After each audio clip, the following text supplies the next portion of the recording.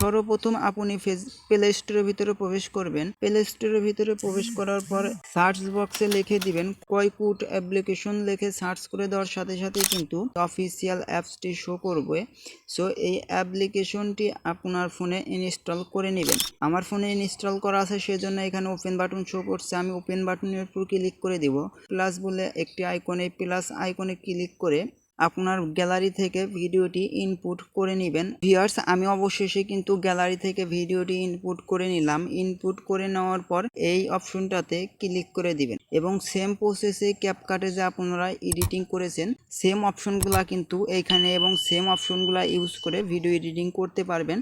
So click করে দেওয়ার পর এই নিচের অপশনগুলা আপনারা একটু সামনের দিকে স্ক্রল করবেন। সামনের দিকে স্ক্রল করলে এখানে দেখতেই পারবেন ডিনয়েজ বলে একটি অপশন।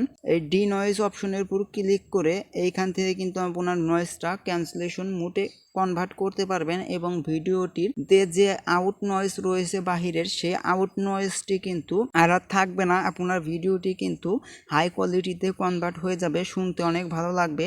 সো এইখান থেকে দেখতেই পারছেন ডিনয়েজ এনেবল, এই এনেবল অপশনের উপর ক্লিক করে দিবেন।